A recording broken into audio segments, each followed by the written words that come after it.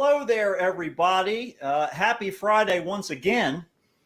So here we are for our first Friday night forum of a series of Friday night forums. If you watched my video earlier today, this morning, from on the Visions page, I was talking about how I keep saying our first Friday night forum, virtual forum. I've said that for the past two that we've done during the pandemic here, but this is the first in a series of online forums. So we wanted to welcome everyone who has joined, be it New Visions or Firefly Hollow, over the course of this interesting period of time. And so we'd like to welcome everybody there and let you know that you are amongst friends here. So if your life is strange or you don't necessarily fit in, of course, it's become a lot more popular these days. But for those of us who have been around or been strange before it was popular, welcome, welcome. You are amongst friends here. And so that's basically what we're going to be talking about this evening, is navigating this new world, this place that we find ourselves in today, both within ourselves as well as in the environment around us. So, well, for people who are new to Friday Night Forum, we've been doing these for years. Oh yes, a very, very love long to time. fill in everyone who's hasn't ever been to a in-person forum and just give them a background, like what you've been missing, and now you get a little bit of a dip your toes in the water of what you may be expecting when we come back in person. Because I know those will be questions like, when are you doing in person? Yes, they are coming. I already had people asking me at the store when we were going to start doing them in person again. But basically, what we would do, for those of you who have been to New Visions Books and Gifts, in the back of the store, there used to be a whiteboard hung up where we have all the For Beginners books now on that back wall. And the whole back of the store would be, we'd move all the tables and all the things out of the way and fill that full of chairs. And we would have a different person come and lecture every Friday night. And so it was really, really beautiful. We had a core group of people that would always come every Friday, regardless of who was presenting, just as a sort of a community, a family from New Visions there, that we could all get together and talk and see familiar faces and check in and just form friends, within this, as I said, this group of what could potentially be a bunch of other strange or interesting people, so it was really a beautiful thing. But when we start those back up again, we will certainly let everybody know. We'll be putting stuff on the Facebook page as well as through the New Visions email, and I'm sure we'll be doing some notifications through Firefly Hollow. And that's basically what the process is going to look like. So, and as far as how it's going to look in the store, if it's going to be the same as before, if we're going to do it a little bit differently, we'll have to wait and see how that sort of unfolds as time goes along. So a big virtual hello to new folks out there and those of you who are missing being in those seats and putting away those chairs at the end of the night. We send you a big virtual hug. Yeah. Send us some comments, some likes, some emojis. We want to see who's here. If you're new, let us know if you're new to the community. If you're a seasoned veteran of the New Visions community, let us know. Also, we want to let you guys know we are collaborating with Firefly Hollow and New Visions, because we want to be able to give you guys something back. All the donations for Friday Night Forums, they're usually about $5, I think it was. You can do those via PayPal, or you can call Firefly Hollow if you want to do payment over the phone. But we want to let you know that all of those donations, all of those proceeds will be going to the community for a scholarship fund for people who need services or for classes. So we are really looking forward to that. We're almost at $2,000 for that scholarship fund. So once we hit that mark, we will be launching it. There will be application process, and we're really looking forward to giving it to those who are in need. I know there's a lot of people that really are looking forward to that. So thank you ahead for donating. We'll give you information at the end on how to do so. But I think everyone's seen that every single Friday, but now that we're also on the Firefly Hollow Facebook page right now and the YouTube channel, I'd love you to share everybody, if they don't know who you are, although they should have seen you because you do astrology here with us. But yeah. So for those of you who might not know who I am, my name is Matt, and I am here at Firefly Hollow. I do oracle readings and astrology. I lead the meditation group at the end of the month. I do intuitive coaching as well. Over at New Visions, I help out over there on Tuesdays, Fridays, and Sundays for the most part. Sometimes I'm in different days, helping out. But yes, so I started my whole journey down this path, wanting to be a priest. I was born and raised Roman Catholic, and so that was my sort of window to the world as far as spirituality went. As time went on, I found some theological differences, we'll say. And so I stepped back from the church and sort of changed my course. I tried to figure out what I was going to do. And all of that in context, I had been born with this intuitive gift to see spirits and to feel things and all of these little things that I thought were perfectly normal. My dad also has the gift. And so I was raised that this was just like anything else, just like hearing or seeing or anything else. So it took me a little bit to figure out that people weren't necessarily seeing and feeling the same things that I was. And so that's when I started to sort of pull back with that a little bit because I was very sensitive to that energy that was around me. And it took me a long time to sort of come to terms with that and find a way to utilize that and reintegrate that back into who I was as a person. And I went through the whole gamut, especially during my teenage years, where I had panic attacks and I had insomnia for 6 years and all these different things, just because my mind was constantly running and processing information and all of these different things that I was experiencing. So it was a very enlightening experience when I finally was able to find that stillness again. And that's my main goal when I work with people, is to help them find that within themselves, essentially find their center, because every single person out there has that. It's just a matter of sort of wading through all of the noise that we tend to hold in our minds to actually find it.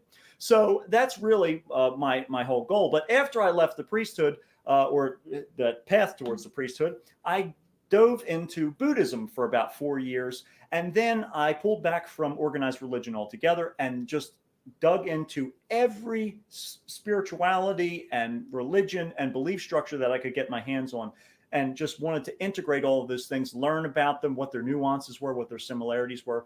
And that way, whenever I would communicate with someone, I could, to the best of my ability, use their language. So essentially to talk to them within the context of their spiritual view. And that way I could communicate these universal concepts in a familiar sort of way.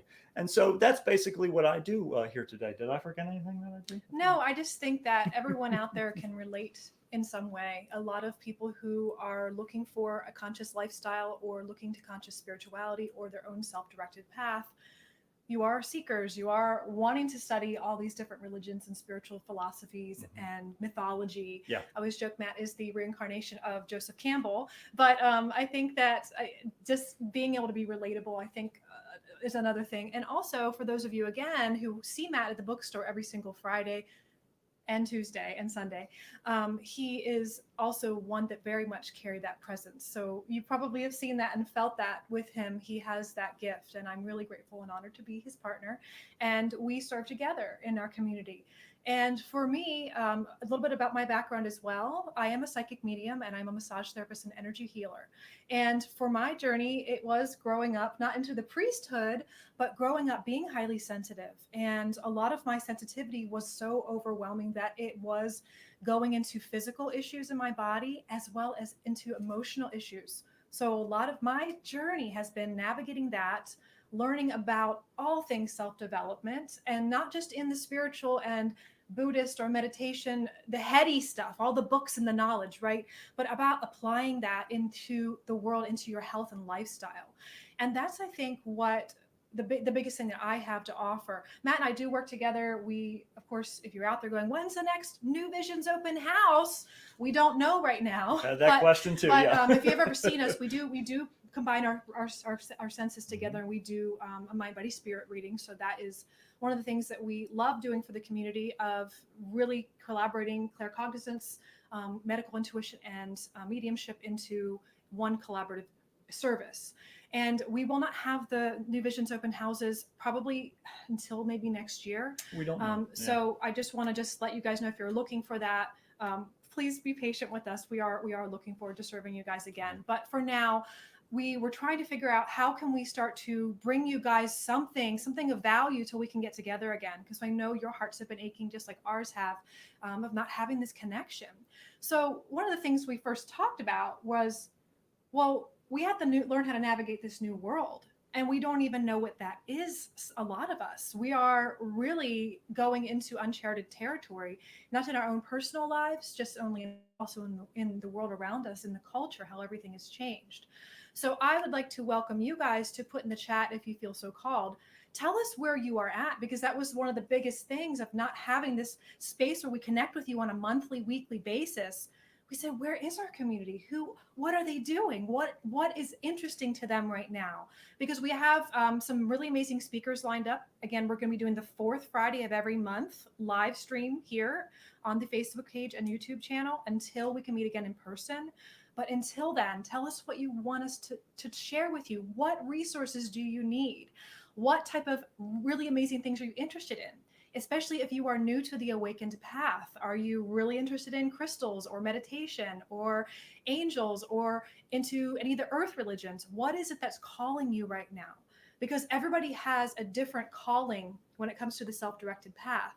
And we want to be able to give that to you in whatever form it is. So for navigating this new world, one of the biggest things that we have noticed when people have what we call an awakening, it's been a buzzword, like, oh yeah, like I'm so woke. Like it was so fun to us as we were watching the community and our pop culture even start to take some of the things that we've been utilizing at New Visions since 1987. So New Visions has been open since 1987, and collaborating and moving not the word collaborating is the right word, but moving some of this stuff into the mainstream. And so we get really excited, and we also are amused by how much even the TikTok witches are bringing, like the stone moldavite. And if you guys know, the moldavite the mines have been shut down because it's so popular now. When I first found crystals on a shelf in Target, I was like, wait a minute. So that's really, really great to see that the collective really wants to have different forms of a self-directed journey. And it doesn't make it wrong or right. We're going to talk about that there's no wrong or right path, but we were looking at what's the most common experience that people are having when they have what some people call a spiritual awakening or whatever that is. And for over the past 15 years for myself, been involved in this amazing community, that journey has been very similar to a lot of different people's journey. It starts with some sort of shift in the identity.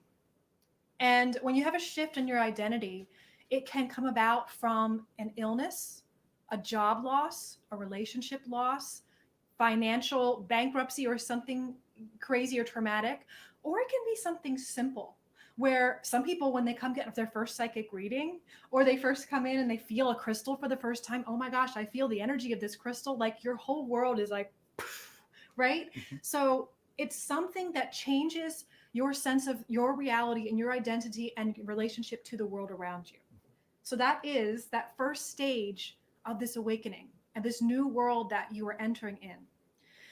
As you navigate that world, you become curious, right? Like the Gemini here, he's curious. He's got everything. We got anything you want to know. If you come to the bookstore, Matt will give you the resources to go find it. But the curiosity with that stage is there's new things. I want to learn about all the things.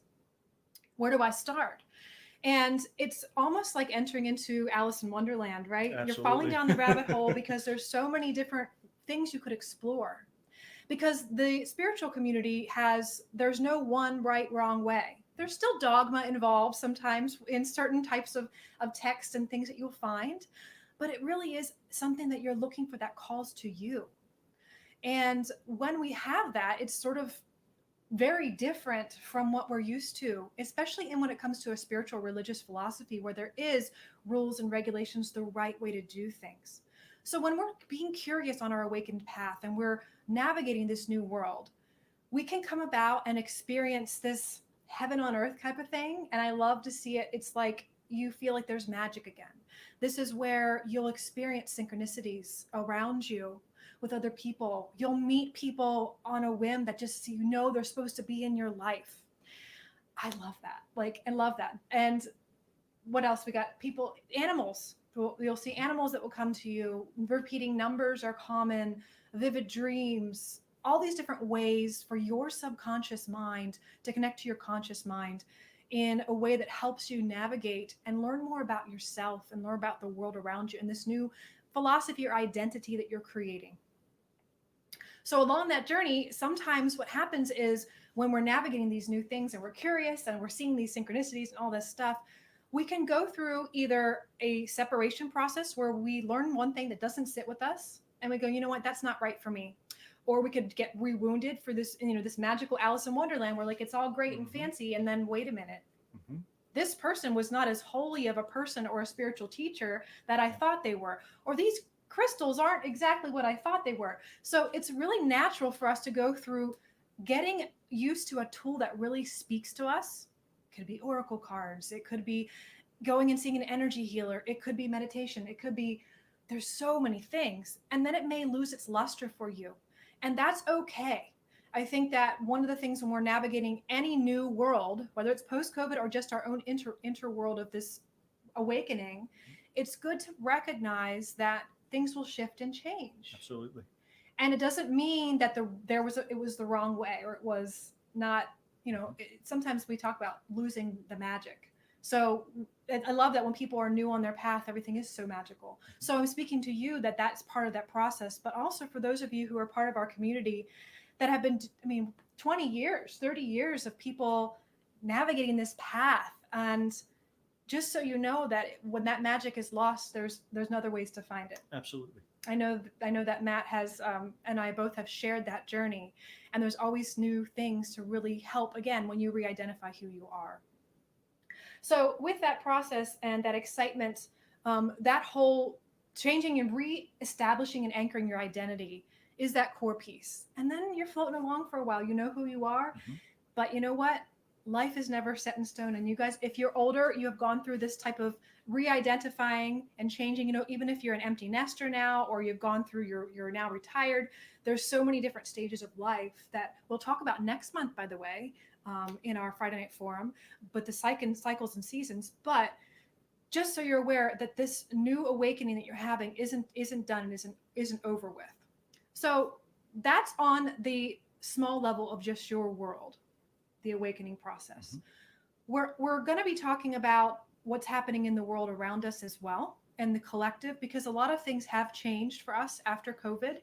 And one being a topic that Matt and I really love to discuss, and that is duality.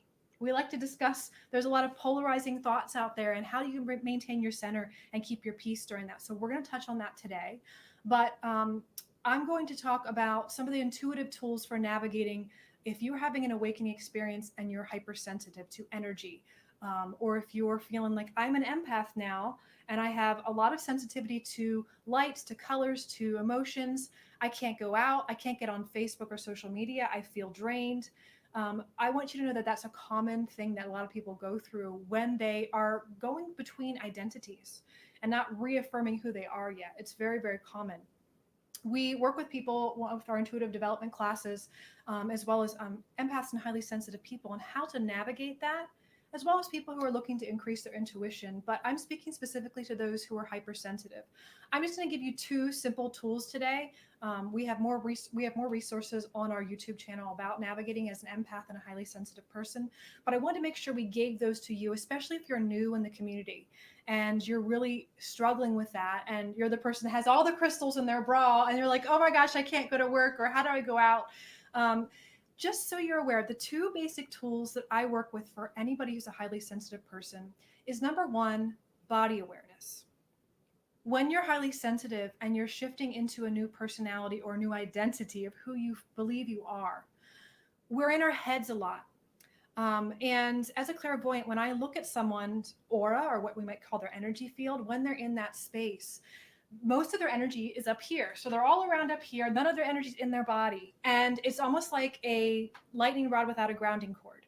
And when that happens, we have so much thinking, so much ruminating that happens, and we get almost overstimulated. We're even more on input mode to the surrounding environment. And one of the simplest ways to really calm that down, and again, it may seem more complex if you try it, you're like, this isn't working, but it's something that you can just bring your focus back and anchor into every single time when you're getting overstimulated, is to simply become aware of your body, aware of your feet. You can stomp on the floor, you can jump up and down, feeling the gravity of your body. If you've ever read any meditation tool books, or intuitive development books, or We know Ted Andrews has a really good psychic protection book. Mhm. There are a lot of them that have been out there, but some of them talk about imagining yourself as a tree and imagine you're growing roots out the bottoms of your feet. And that's really good for bringing in your energy, so to speak, into your physical body. But it's still bringing your conscious awareness to the actual energy of your body. So think about this. If I'm hypersensitive right now and I'm feeling Matt's energy, even though it feels really good, but I'm saying if I'm feeling Matt's energy and I'm focusing on being a tree and focusing more on the energy, even though it's now not up here, I'm moving it down into the body, I'm still bringing my awareness and my conscious focus on energy or the non-physical body. So what I would encourage you to do is to shift your awareness from that maybe internal visual space that you're a tree with roots, fix that visual focus now, refixate that focus on the physical world, the physical things, the weight of your body, because that takes you again out of your mind, out of that space, what we call the psychic or intuitive space, into the physical space. So I would say that's the best tool I can give you. And then meditation is a very, very, very wonderful tool also for navigating. And then I'll pass it over to Matt because he's the meditation mindfulness presence master. And then he'll talk a little bit about perception and separating pop culture and perception there. So when it comes to meditation, the most important thing to remember is nothing. So it's all about letting those things go. We have this misconception that we have to clear our minds, that we aren't thinking about anything. But if you've ever been to any of my meditation classes before, you know that I always give you this little analogy in the beginning, that it's like standing in front of a conveyor belt. And as you watch, your thoughts come down that conveyor belt. And normally what we do during our average everyday life is we pick up those thoughts off the conveyor belt and we look at them and we say, oh yeah, this was a terrible thing. Or I can't believe I said that, or I did that. Oh yeah, this was one too. And then eventually, after a few moments, we're holding all of these thoughts. So what we need to do instead, when we get into that state of meditation, is where we watch that thought come down the conveyor belt. And rather than picking it up when it crosses in front of us, we acknowledge it and we say, there's a thought. But I'm not going to identify by it. I'm not going to pick that up and engage that thought. And I'm just going to watch it as it leaves. So that's the basic premise of meditation. Then beyond that, you can do perhaps guided meditations you might be familiar with. There's plenty of them on YouTube and stuff like that, where someone takes you through some relaxation exercises and then walks you through a visualization. They can be very, very useful because what it does is uses the language of your subconscious mind, which is symbols. And that's the reason why intuition very often can be sort of nebulous. It might not necessarily be very specific and direct. And that is simply because that part of your brain doesn't speak English. It uses symbols and characters and different things to represent other things. So that's why dreams can be very confusing sometimes, because it's that same part of the mind.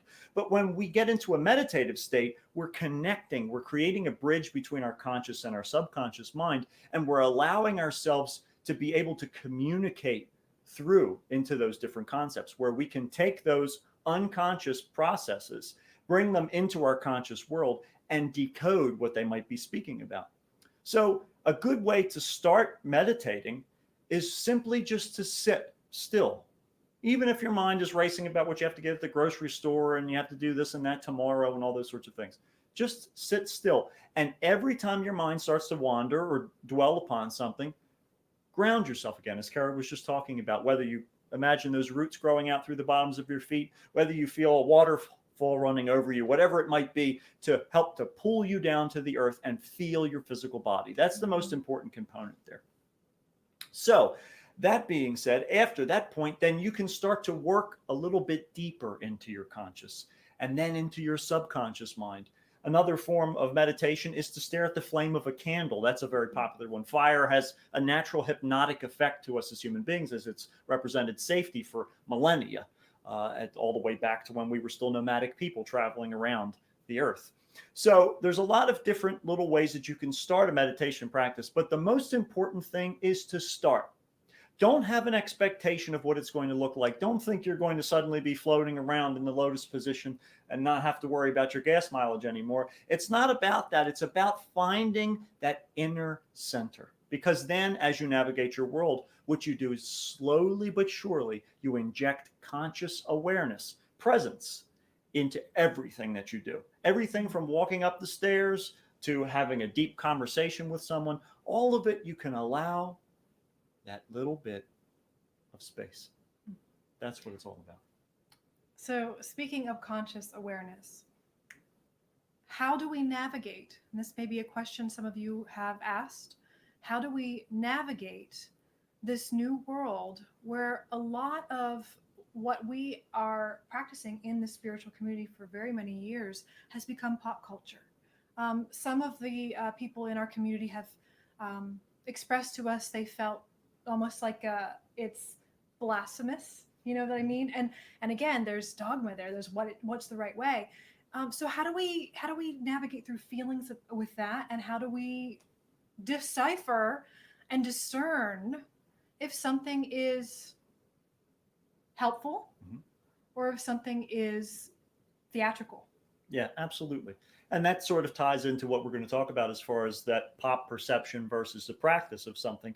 It's important to realize one of the things that I hear a lot, especially at the bookstore when people are asking me questions, is that they're worried about cultural appropriation. And as that is a valid concept, of course, it's important to understand that especially when it comes to spirituality, and even more so on a huge scale in organized religion, everything is built upon something else. So everything has taken cultural or spiritual cues from other systems to create this one. So the most important thing for us to remember is that even if you're interested in, say, Wicca, something that has a very long lineage, you have to realize that after the point of the witch trials that were happening, Wicca, or traditional Wicca, was completely wiped out practically. There were a few small outliers there, but for the most part, it was completely eliminated. And it wasn't until the neo-pagan movement when things started to get resurrected, where they would put things back together and try and say, well, this thing makes sense here and this thing makes sense here,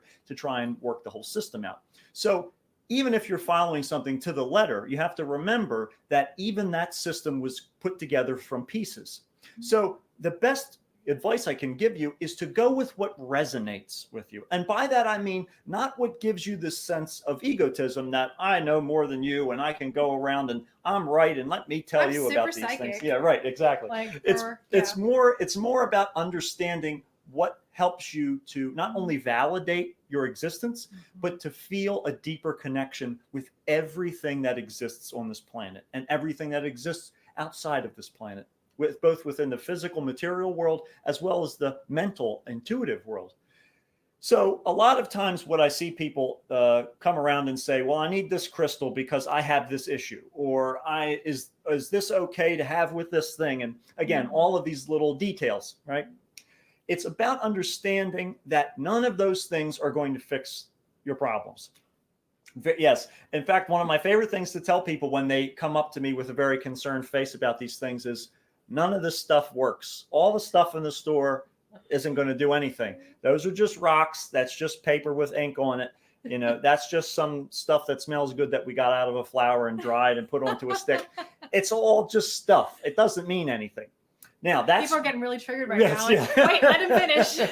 That's one side of the coin, because ultimately what we're looking at there is understanding the value or the representation. It's the idea of an amulet or a talisman. It's not that that particular thing is powerful, but it is given power or imbued with power because it represents something bigger.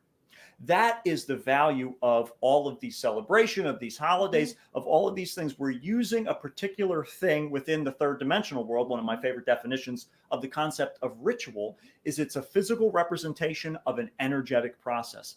These are all things to help you. They're tools for you to use, not things to do it for you. So that's a common misconception that people think that they get the right combination of stones and suddenly, you know, they're no longer in debt, or that their relationship is perfect, or the person who left them will come back to them. It's not about that. Again, it's about having these things to help you along the way. So as far as crystals go, that's one of the most popular things going on right now. I love crystals. They're beautiful. Absolutely. I love them. Absolutely. Yeah. And I have a really wonderful thing. My grandfather was the president of the National Gemologist Society. So I've been around them since I was a little kid. And it was only within the past, 5 or 6 years, something like that, that I've actually started to feel intuitive things from them, and just some, you know, so it's fun to go along that journey, that even if you've been on this path for a very long time, it doesn't necessarily mean that everything is going to speak to you. It might be a time and place. So when it comes to crystals, I like to liken that to music. I'm a musician, so that's the easiest language for me to communicate it in. You as a person, as a human being, are an energy factory. You create all different kinds of energy depending upon how you're feeling in your physical body, in your mental, in your spiritual, and your energetic self. All of these things, they change the notes that you play. And just the same as a guitar has all these different possibilities up and down the fretboard, you can make all these beautiful chords and harmonies. Whereas crystals or stones, they hold a single note. They're just one part of the chord. Now, that doesn't mean that you can't throw a whole bunch of things together. The chord might not sound great, all those combinations of notes, but ultimately what you're looking for is something to hold that tune. So if, let's say, to use music knowledge, let's say you're looking for an A major chord, okay? And you need to have all the little pieces that make up that A major chord. Maybe your guitar keeps getting out of tune, and so you lose track of that A. So you keep a particular stone around that always resonates at that A note, not literally, but metaphorically speaking. And so that stone is there not as something to play that note for you, but rather as a marker so that you can draw strength and energy from that particular object. That is the concept behind everything. Even when it comes to knowledge, that knowledge holds a place in your mind, that this is the correct thing, or this is the proper utilization, or whatever it might be.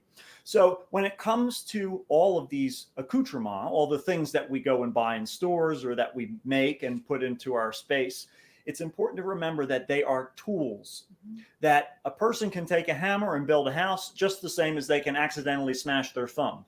It doesn't necessarily mean that the hammer is bad. It's simply the way that it's being used. So remember that even if you have all the things, and I'm getting close, I almost have all the things, but once I have all the things, it's not going to do it for me. It's not going to do it for me. It requires a practice from within myself. And the more important thing to remember is that even if these things start to lose their luster, as you were talking about earlier, remember that everything has its ebb and flow, a season to all things. That if we stick with it and we understand what it means at its core, we will always find inspiration from these things, even when we feel removed the most. It's really, really beautiful to be able to engage with yourself on a deeper level, on a higher level, as we tend to talk about it.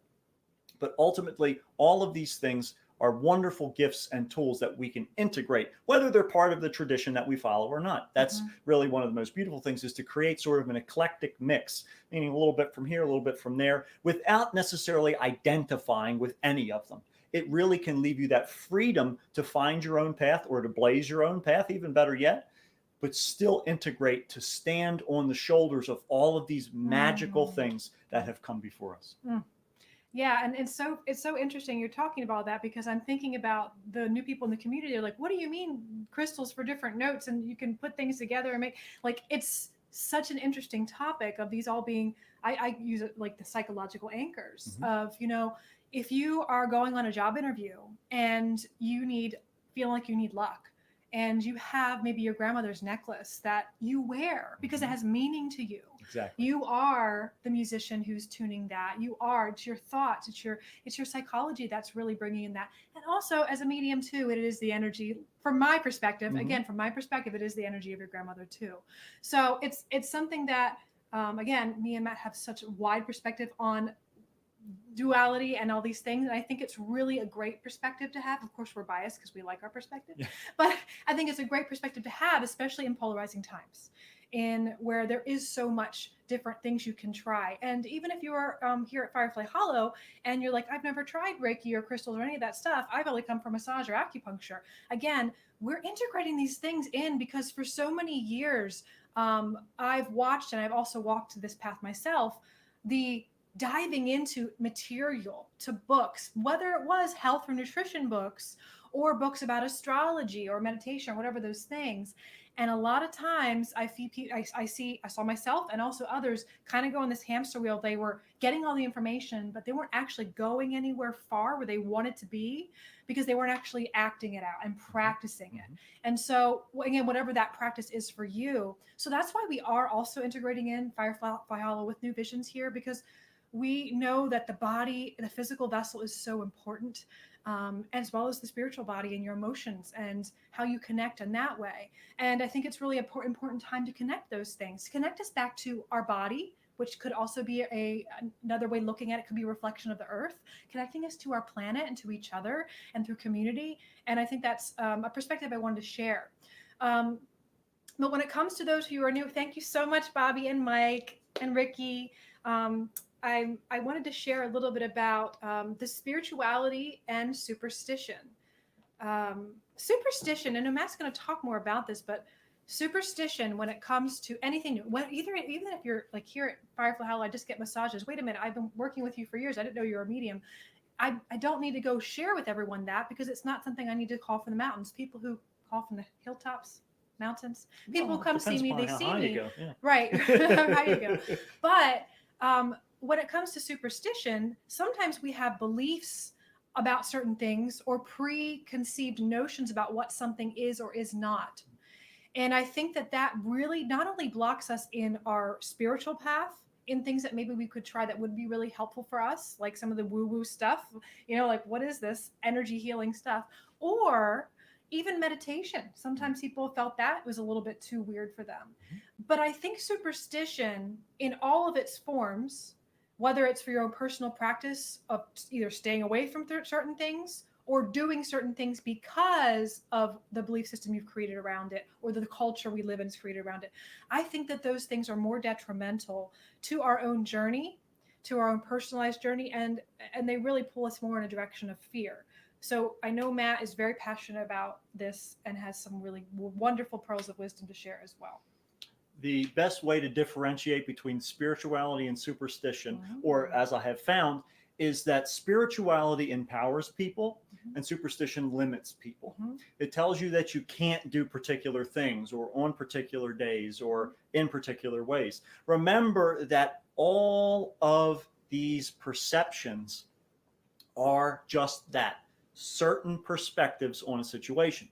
That ultimately, most superstitions, especially ones that are very old, are there as a means of protecting the person. Let's say you're not supposed to walk under a ladder, right? That's bad luck. Or break a mirror, that's bad luck. Both of those are potentially dangerous situations. If you walk under that ladder, you could knock that ladder over and hurt the person on it. It could fall on you, it could hurt you. If you break a mirror, that glass could cut you. So again, these sorts of things, these limitations or these rules that you're not supposed to do these things, actually have a root in survival more than the concept of spirituality. But people started to associate things with them on the spiritual plane, and therefore they started to get these associations. And that's where things sort of taper back into what we now call superstition.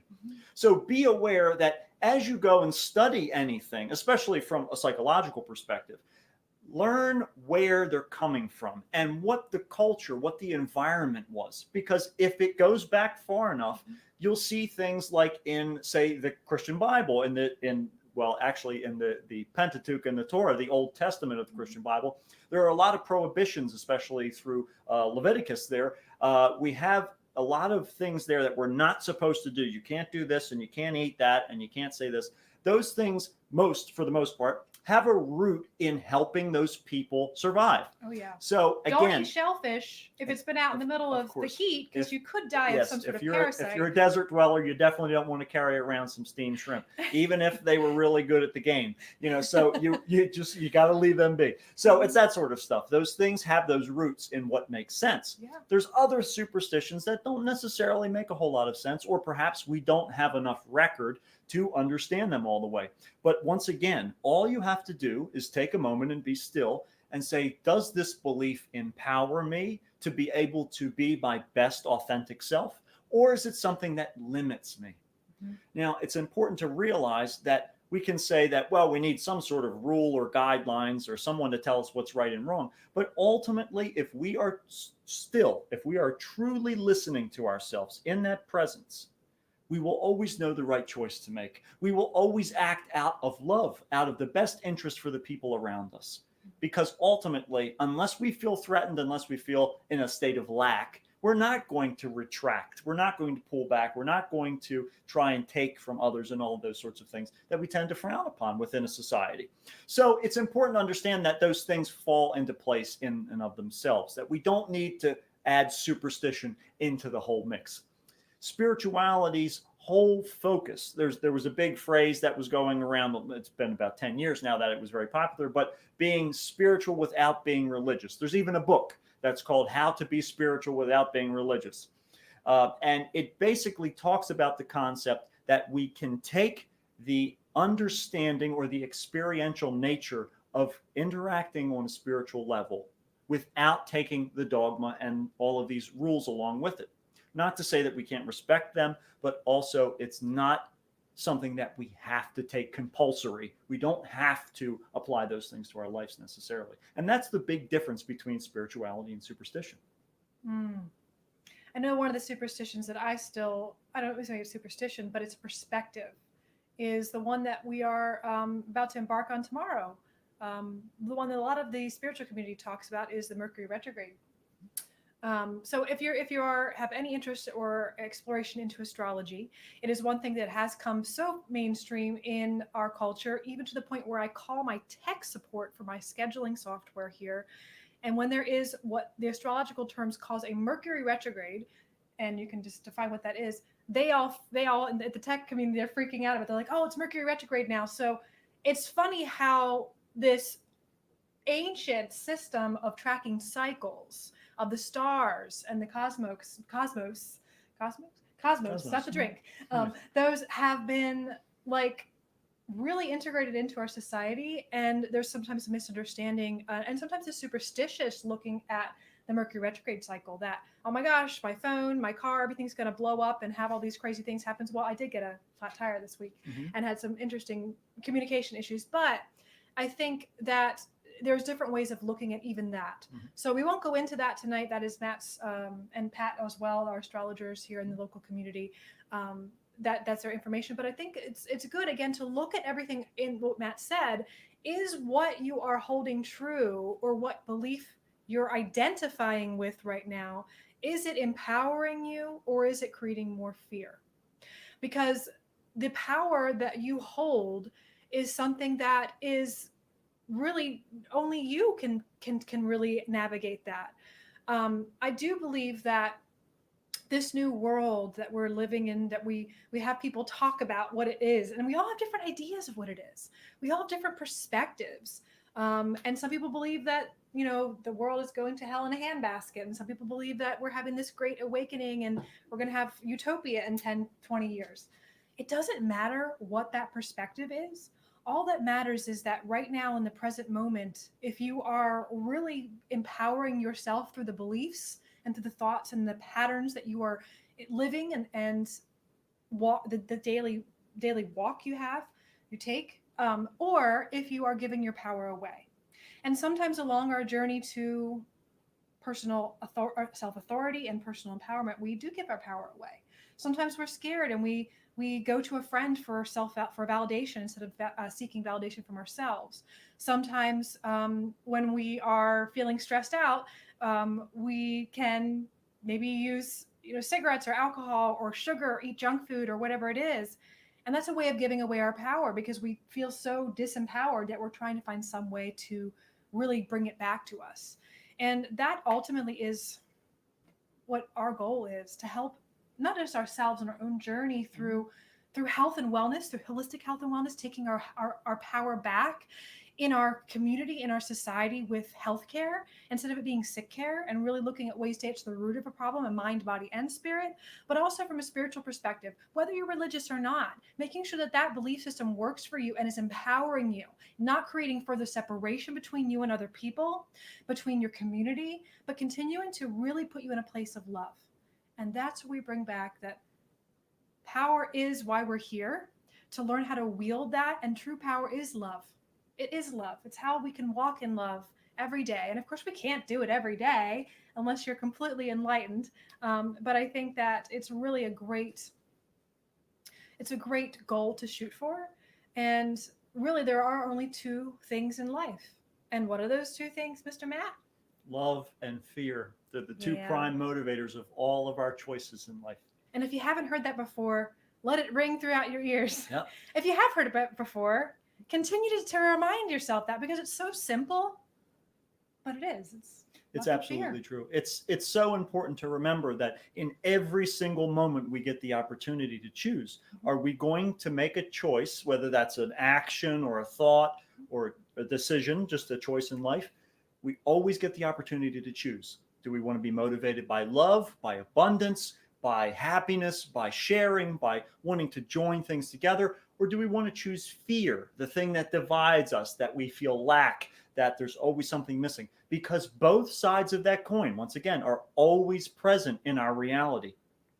We might not necessarily be able to perceive them all the time, but they are always there. Every day, every moment, you get that choice to make that decision. And in each of those moments, you can realize, if you can bring yourself just to that moment, to just be still there, that you are 100% safe, that you are 100% in the presence, unified with love. Because in this moment, love is the only thing that can exist. Fear can't exist now. There's nothing to be afraid of right now. I always use the example of it. Even if there's a lion running towards you, you're not afraid of now because you're fine right now. You're afraid of the future when the lion gets there. So you can either take this moment and be frozen in fear, anticipating the future, or you can be present and say, there's a danger coming towards me and I need to remove myself from this situation. So even in that extreme example, it shows you that in this moment, there is nothing but love. Even if you're on the Titanic going down into the water, a very slow process as opposed to a lion running towards you, right? You can be present in every one of those moments, or you can freak out and spend those last moments in fear. It's always a choice that we can make. It's not always an easy choice, but it is always a choice. We are only the victim of our circumstances when we choose to surrender ourselves to those circumstances. I'm just thinking about what you just said, and there are like two polarizing forces, and I think it comes down to these two ways of living, love and fear. And we do see it in the world right now, maybe our family members, or maybe we're in that space.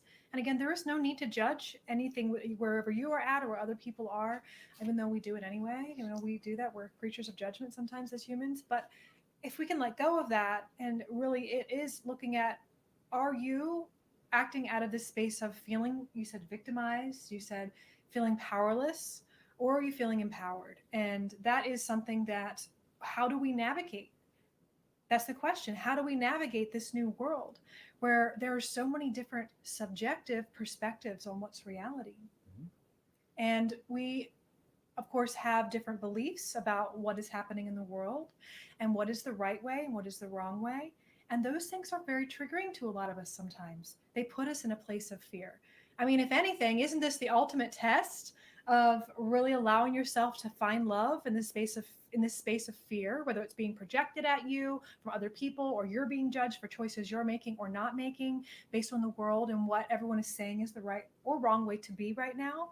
I think that the objective and subjective perceptions are really important to look at, because not only can we try to stay in a space of love when we have maybe our tribe or our community has adopted a belief system that may be more fearful about the world and about the coming times, or maybe they're just doing something we don't really feel resonates with us anymore. Your identity may shift again because you may have identified yourself with that community or that group, and maybe you feel like it's not right anymore. Where do you go there? So that question is, how do we stay in love and objective when we have our own subjective perspective? It's all about understanding that wherever we are, there are always those two sides to the coin. Yes. That we can understand that control ends right here at our fingertips, that beyond that it's influence. We can certainly influence our world, but control only exists inside of us. And some of the things we can't even control inside of us, but we can control the way that we choose to act. That's where consciousness comes in. Conscious action instead of unconscious reaction. Now, not to say that these things don't have their time and place, because if you're in a circumstance and something is falling, you need to react. You need to jump out without thinking about it. That's all part of your nervous system. It can take care of that. But what happens after a period of time, if we stay in that state of mind, our mind is anticipating that everything around us is going to fall, and we have to constantly be ready to jump out of the way. And that's when we find ourselves worn down. That happens a lot in our world, especially in our culture, because we're so overstimulated, constantly bombarded by ads and messages and this opinion and that belief and all of these sorts of things. That's the value. Operation distract and retract. Yeah. Let's distract everybody and retract you from Right. love. Right. Well, and that's even giving it that idea that it's even been a conscious process. It's the unfortunate reality of our awareness. It's the way that our brains naturally work, that if we can get ourselves into fear, into a fight or flight response, that we're far more likely to go for something that seems comforting, even if it's not necessarily what it appears to be. Again, that's the whole beauty of perception. But ultimately, if we find ourselves in a situation in life where we feel stressed out, like Kara was talking about earlier with Mercury retrograde going on, Mercury retrograde is not a bad time. No, not at all. It's only a bad time if you do not understand how that natural cycle flows. If you try and fight the current, then it's going to be very challenging, very difficult. All of those planetary things that we tend to blame it on the planets. But ultimately, it's just talking about you. It's as above, so below, the Hermetic axiom. It's talking about how all of these things resonate within as well as the world around us. And so when we can pull ourselves back to understanding that our subjective reality is not always in alignment with objective reality. And just to define those two things, subjective is your personal perspective. Objective is the thing that we can agree on, all of us, meaning the totality of humanity, that we can all perceive this thing the same way. And that's a very challenging thing to find. Aside from, we can all say that we're on Earth. We can probably agree on that. Right. But we can't even agree on the shape of the planet, apparently, at least for some of us. But I think objective reality is really interesting when it comes to a bunch of subjective realities put together, creating an objective reality. And then that's getting really meta.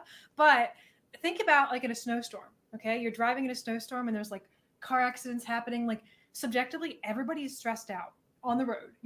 Not everybody. There might be the cool, calm, collected man or woman driving their vehicle, but there still is a tenseness about the environment that each subjective reality there, people driving behind the car are like, oh my gosh, I got to get home. I got to get home safely. I have children in the car. And I believe that because of that experience, some of us can get pulled into the collective subjective reality of that road during that snowstorm that we're driving home. And I think that's kind of what can be happening on the planet right now. Everyone's kind of on that snowy road of like, we can't see where we're going. I don't know what's coming. It looks like it's getting brighter to some people, that subjective reality. People get on that bandwagon, but you know what? It doesn't matter. Nothing has really changed in how we process the world. Yeah. One of the most valuable tools when it comes to perspective, at least that I've found, is that when I find myself getting upset, I always say that if you feel anything from that fear side of things, whether that's anxiety or anger or fear or any of these things that might pop up, it's simply a notification that you've left this moment, that you're not here right now. Because just the same as you can be incredibly nervous driving down that snowy road, I've been there many, many, many times. I grew up out in the country and the plow trucks got to us last. So I had to throw that four-wheel drive on many, many times and drive down steep hills and all kinds of things. But it's important to realize that if I were to pull my car over and get out of that car and stand in the field and watch that snowfall, I could be struck by the beauty of this wonderful wonder of nature. It's always available. It's just sometimes we get so convinced that the world's going to obey our commands or do what we want it to do, conform to our perspective, that we end up upsetting ourselves when it doesn't.